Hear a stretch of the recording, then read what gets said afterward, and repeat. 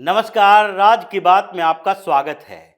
इन दिनों supreme court, collegium system और साथ ही हाई कोर्ट, सुप्रीम कोर्ट के कई जज इस बात की चर्चा कर रहे हैं कि क्या जुडिशियरी में विचारधारा चलेगी। विचारधारा के आधार पर पॉलिटिकल पार्टियां जुडिशियरी पर अटैक करेगी। क्या जजों के बीच इस तरीके से डिवाइडेशन होना चाहिए कि कौन हिंदू समर्थक फैसले देता है, कौन मुसलमानों के समर्थन में फैसले देता है। और इस बीच जो हंगामा हुआ भाई भतीजावाद को लेकर कि कैसे सुप्रीम कोर्ट कोलेजियम में जो सिलेक्शन का प्रोसेस है उससे 90% सेकेंड और थर्ड जनरेशन के वकील ही जज बनते हैं। यहां तक सवाल उठने लगा कि अब तो कोलेजियम का ऐसा हाल हो गया है कि सीजेआई अपने परिवार के लोगों को भी जज बना देते हैं। ये पहले नहीं होता था। धीरे धीरे और स्थिति खराब होने लगी है और इसीलिए जब मोदी ने सीधे तौर पर जुडिशियरी को इनडायरेक्टली डायरेक्टली कई सवालों के घेरे में खड़ा किया तो आज सीजेआई सूर्यकांत यू टर्न ले रहे हैं। कोलेजियम को खत्म करने की बात हो रही है कि नहीं नहीं, ये सिस्टम तो है लेकिन इसमें पारदर्शिता ज्यादा होनी चाहिए, नियुक्ति की प्रक्रिया सही होनी चाहिए और नियुक्ति की प्रक्रिया में अगर रिकमेंडेशन में किसी को सिलेक्ट करते हैं तो उसके लिए भी कारण बताना पड़ेगा। किसी को अगर रिजेक्ट किया जाता है कि इस पैनल में इतने वकीलों को जज बनाने के लिए रिकमेंड किया गया और वो रिकमेंडेशन हाई कोर्ट के जज के लिए सुप्रीम कोर्ट के कोलेजियम में आया, तो सुप्रीम कोर्ट के कोलेजियम में बैठे जज किस आधार पर किसी को सिलेक्ट किए, किस आधार पर किसी को रिजेक्ट किए, ये सारी जानकारी देनी पड़ेगी। और इसके साथ ये सारी जानकारी के बाद फिर जाएगा ये सरकार के पास।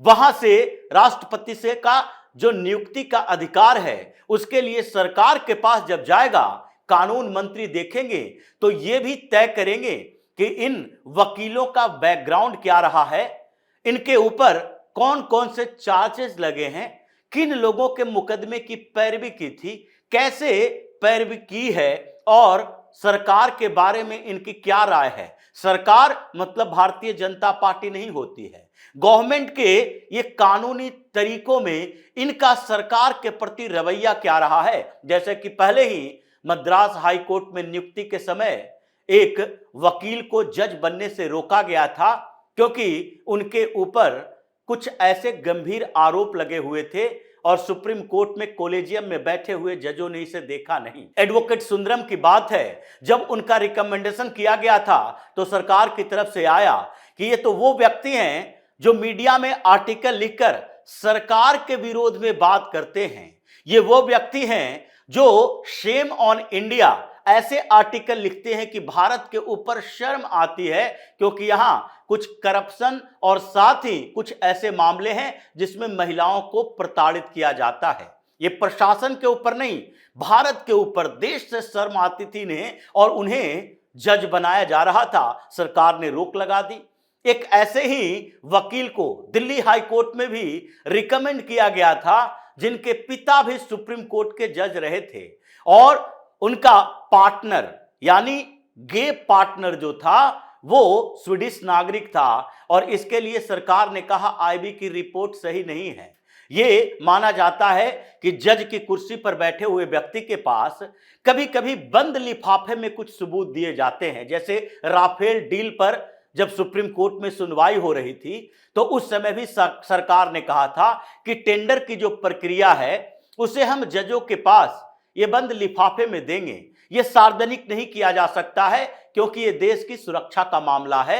और ऐसे में ये जो जजों के बीच जाएगा वो तो विदेशों में भी जा सकता है और ऐसी स्थितियां आई है, इसके कारण उनको जज नहीं बनाया जा सकता है। ऐसे कई मामले आए, लेकिन इस बीच भाई भतीजावाद का एक इतना बड़ा मामला आया जिसके कारण जुडिशियरी में हड़कंप मच गया। जब सीजेआई बीआर गवई हुआ करते थे तो रिटायरमेंट से कुछ समय पहले 14 एडिशनल जज की नियुक्ति होनी थी। 14 एडिशनल जज में एक नाम ऐसा था जिसमें कोलेजियम में जब वो नाम सामने गया तो कई जज अनकंफर्टेबल हो गए। 3 जजों ने डिसेंट नोट भी लिखा, लेकिन फिर भी उसके बावजूद उनकी नियुक्ति एडिशनल जज के तौर पर हुई। और वो कौन थे? वो सीजेआई रहे बीआर गवई के अपने भांजे, उनकी चचेरी बहन का बेटा राज बकोड़े, जिनको बॉम्बे हाईकोर्ट में एडिशनल जज बनाया गया। बड़ी क्रिटिसाइज हुई सुप्रीम कोर्ट की, लेकिन कुछ समय के बाद ही सीजेआई के तौर पर जस्टिस बीआर गवई की विदाई हो गई, उनका रिटायरमेंट हो गया और उसके बाद सीजेआई बने सूर्यकांत, जिनका लंबा कार्यकाल है। अभी जो सवाल उठ रहे थे उन्हीं को लेकर सीजेआई सूर्यकांत ने कुछ बातें कही है कॉलेजियम को लेकर, कि कॉलेजियम व्यवस्था में पारदर्शिता की जरूरत है, क्योंकि सरकार की तरफ से भी सवाल उठाए जा रहे हैं। कानून मंत्री के तौर पर जब किरण रिजिजू कानून मंत्री हुआ करते थे तो उन्होंने 4-5 बार ऐसे सवाल उठाए और उन सवालों में कहा कि एक कॉलेजियम सिस्टम और उसमें बैठे हुए जज जो रोटेट करते हैं, जो रोस्टर बनाते हैं, जो जितने केसेस आते हैं उन केसेस में किस जज की बेंच बैठेगी उसको निर्धारित करते हैं, और इन लोगों की टिप्पणियां ऐसी होती है जिसके कारण सरकार के खिलाफ बैठे हुए लोग, विपक्ष में बैठे हुए पार्टियां, इन सबको एक हथियार मिल जाता है, जबकि उन टिप्पणियों का फैसलों पे कोई असर नहीं होता है। इसी तरीके की बात इलेक्टोरल बॉन्ड को लेकर प्रधानमंत्री मोदी ने भी कही थी और अमित शाह ने भी कही थी।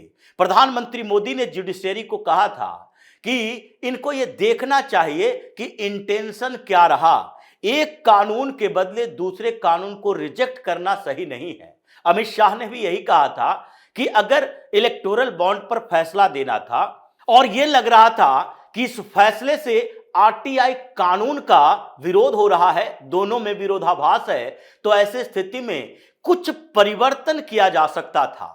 क्योंकि सुप्रीम कोर्ट में बैठे जजों को इतना तो सोचना चाहिए कि जो प्रक्रिया अभी आई है इलेक्टोरल बॉन्ड की, जो कानून बनाया गया वो इसलिए बनाया गया था ताकि चुनाव में ब्लैक मनी का इस्तेमाल कम किया जा सके।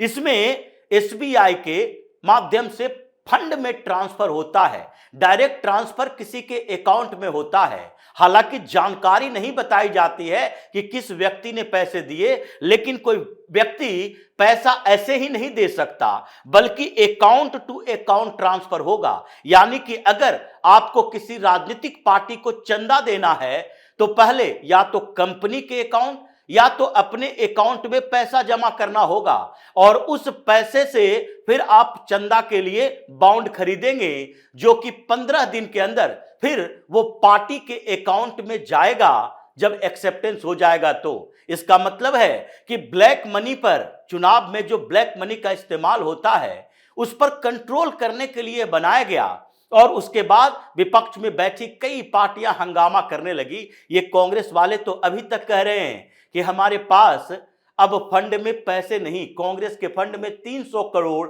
भारतीय जनता पार्टी के फंड में 10,000 करोड़, ये दोनों में बड़ा अंतर है। ये अजय माकन ने 3 दिन पहले संसद के अंदर कहा है कि कैसे हम कंपीट कर पाएंगे, क्योंकि पहले जो ब्लैक मनी आते थे अकाउंट में पार्टी के उतने ही पैसे होते थे, लेकिन ब्लैक मनी का कारोबार, ये कैश में जो चलता था, चंदे का खेल, उस पर रोक लग गया इलेक्टोरल बॉन्ड के बाद से। और दूसरी तरफ ये जो 20,000 रुपए तक किसी भी तरीके से बिना नाम बताए कोई डिपॉजिट कर दे और उसके नाम पर चढ़ा दिया जाता था, इसके लिए इनकम टैक्स को बताने की जरूरत नहीं होती थी कि अगर 200 करोड़ चंदा आया है तो वो 2 लाख लोगों ने दिया जो 2,000, 5,000, 10,000, 20,000 दे रहे थे।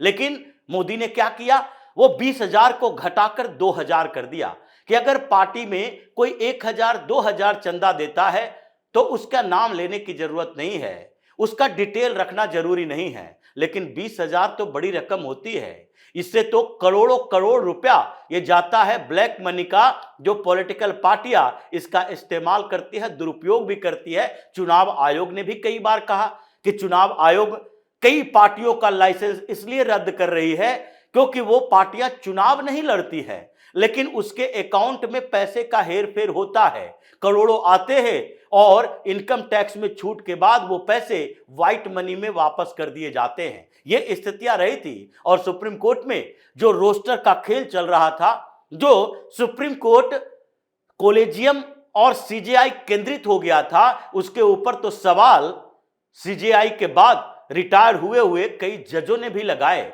जब जस्टिस एएस उयोका रिटायर हो रहे थे तो अपने विदाई समारोह के समय उन्होंने एक सवाल उठाया था कि सुप्रीम कोर्ट में 33 या 34 जज होते हैं, कभी एक आध कम होते हैं, लेकिन ये 34 जजों के स्ट्रेंथ वाले सुप्रीम कोर्ट में आधिपत्य किनका है, कौन फैसला लेते हैं? ये सुप्रीम कोर्ट पूरी तरह से सीजेआई केंद्रित हो गया है। सीजेआई चाहेंगे, कोलेजियम चाहेगा तो वो किसको कौन से मामले में किस बेंच में बिठाना है वो तय करते हैं। और उसके बाद जज जो बैठे हुए हैं उनको ये समझ नहीं आता कि 4 जजों का जिन बेंच बिठाया गया है वो कैसे फैसले लेंगे, कौन विरोध में कौन समर्थन में होंगे। यही तो था जब तीस्ता सितलवाड़ के मामले में जब 2 जजों की बेंच बैठी थी उसको जमानत देने के लिए, तो जमानत पर कंफ्यूजन हो गया। दोनों जज एक दूसरे के खिलाफ थे, एक जमानत देने के पक्ष में एक विरोध में। यह फैसला नहीं हो पाया।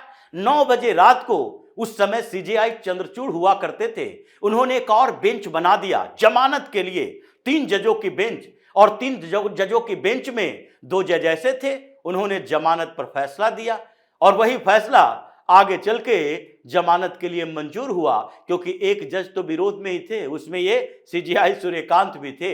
लेकिन अभी ये यू टर्न ले रहे हैं, क्योंकि 15 महीने का कार्यकाल छोटा मोटा नहीं होता, 15 महीने सीजेआई रहना है। पिछली बार जो सीजेआई बीआर गवई थे उनका कार्यकाल ही 5 से 6 महीने का था। उससे पहले सीजेआई बने संजीव खन्ना का कार्यकाल भी 7 महीने का था। इन लोगों का कार्यकाल 1 साल हो जाए बहुत बड़ी बात है, लेकिन इनका तो 15 महीने का है। और यही सीजेआई सूर्यकांत हैं जिन्होंने नुपुर शर्मा के ऊपर ऐसे फैसले दिए थे, ऐसी बातें कह दी थी कि सोशल मीडिया में भी हंगामा चल गया, टारगेट किया गया, इनको यू टर्न लेना पड़ा। और आज सोशल मीडिया की बात उठी तो यही सीजेआई सूर्यकांत ने कहा नहीं, इनको कंट्रोल करने की जरूरत नहीं है। अगर सोशल मीडिया को कंट्रोल किया जाएगा, अगर मीडिया को कंट्रोल किया जाएगा कि जुडिशरी के फैसलों पर सवाल नहीं उठाए, तो फिर बड़ा बवाल पैदा होगा। इनको आलोचना करने देना चाहिए। और उसी समय जब अमित शाह ने आलोचना की थी तो उस समय भी कपिल सिब्बल गए थे सुप्रीम कोर्ट में, कहे थे देखिए ये केंद्रीय गृह मंत्री ऐसी बात बोल रहे हैं जजों के बारे में, तो उनके खिलाफ भी अवमानना का केस होना चाहिए। लेकिन खैर ये सारी समस्याएं खत्म हो गई। अब जो सरकार ने अंकुश लगाया राष्ट्रपति के अधिकार पर, जब सुप्रीम कोर्ट ने सवाल उठाए, टाइमलाइन देने की बात कही, गवर्नर को टाइमलाइन देने की बात कही, जब राष्ट्रपति की तरफ से 14 सवाल किए गए और उसके बाद ये 7 जजों की बेंच ने फैसला दिया कि नहीं, टाइमलाइन निर्धारित नहीं किया जाएगा कि कब वो किसी विधेयक पर अपनी मुहर लगाती हैं, तो उसके बाद से इन लोगों को लगने लगा ये जो जुडिशरी में चल रहा है, सरकार के साथ आमने सामने की स्थिति खराब हो गई है, जिसके कारण अगर हम ऐसे ही आगे बढ़ते रहे तो इसका मतलब है सरकार खुद कदम उठाएगी, एनजेएसी के लिए फिर बिल लाएगी और कोलेजियम हमसे छीन लेगी, हमारा अधिकार खत्म हो जाएगा।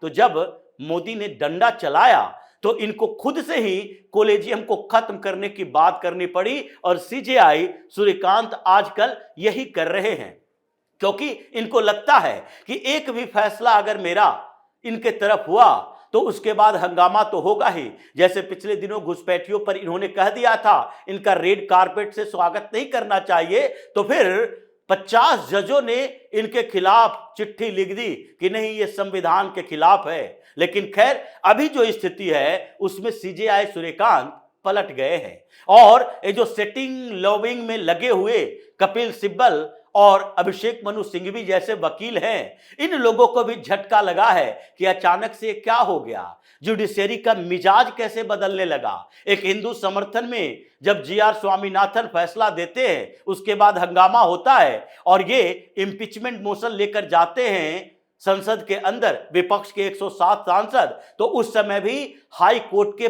55 जज चिट्ठी लिखते हैं, ओपन लेटर, कि ये जिस तरीके का व्यवहार किया जा रहा है जुडिशरी को ऊपर दबाव डालने की ये विपक्ष की कोशिश है। इसके कारण इन सारे लॉबिंग सेटिंग करने वाले वकीलों के भी अब समस्या बढ़ रही है, जिसके कारण अब लगने लगा है कि जुडिशरी जो जिस तरीके से सरकार को कब्जे में लेने की कोशिश कर रही थी, इनकी भी अब हेकड़ी निकल चुकी है। तो इसी तरह की खबरों के साथ फिर से हाजिर होंगे, तब तक के लिए बने रहिए हमारे साथ और देते रहिए हमें सहयोग, ताकि इसी तरह की खबर हम आपके लिए लाते रहें।